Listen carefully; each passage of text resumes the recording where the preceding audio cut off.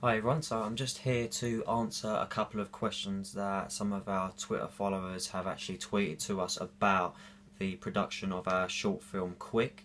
I'm just going to dive straight in and go straight to the first question.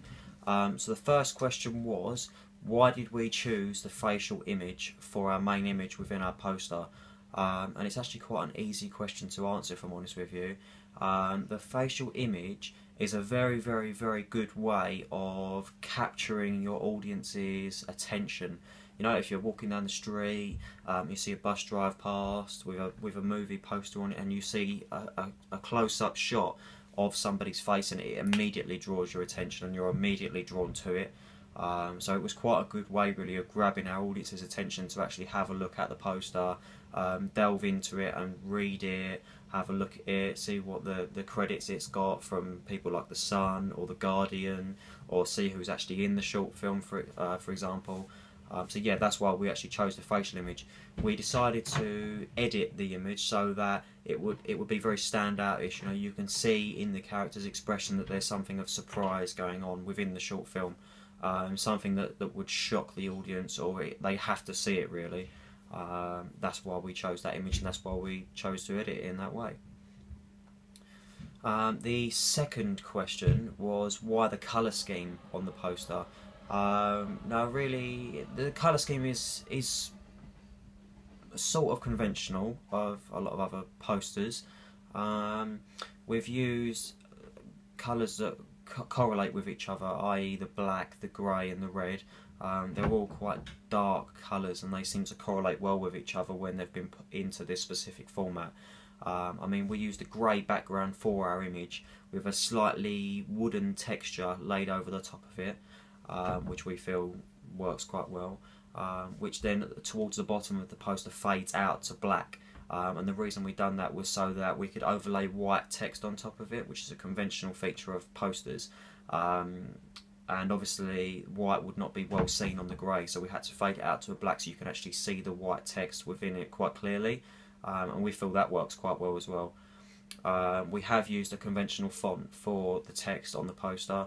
You know, we have various sightings of ratings from people like The Sun or The Guardian. We've also highlighted a comment from The Sun where they actually say that our film was the film of the year, the short film of the year.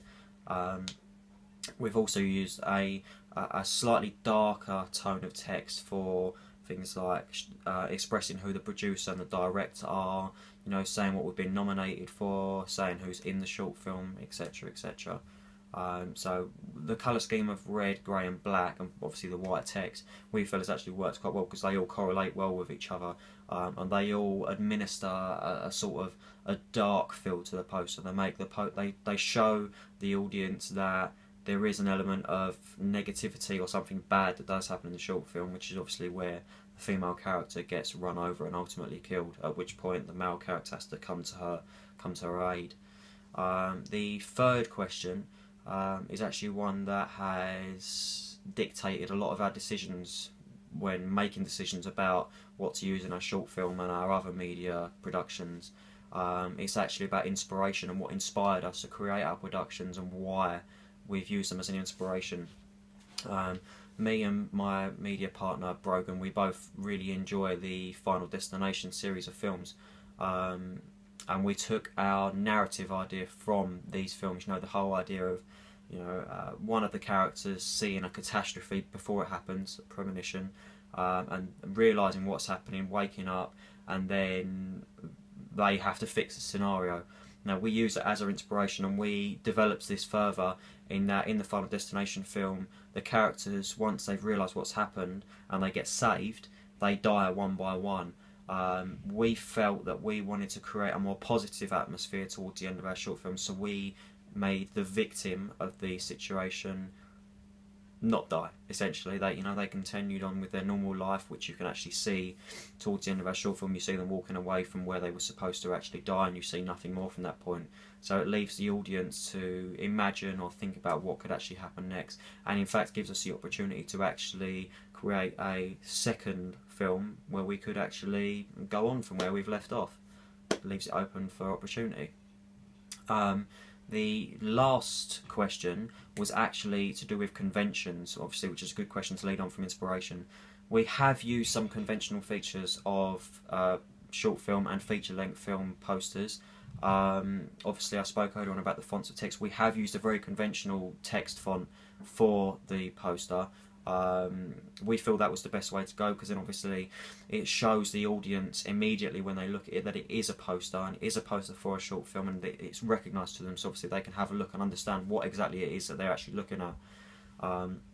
And obviously we used white text, which we felt was quite a good way to go with it, really.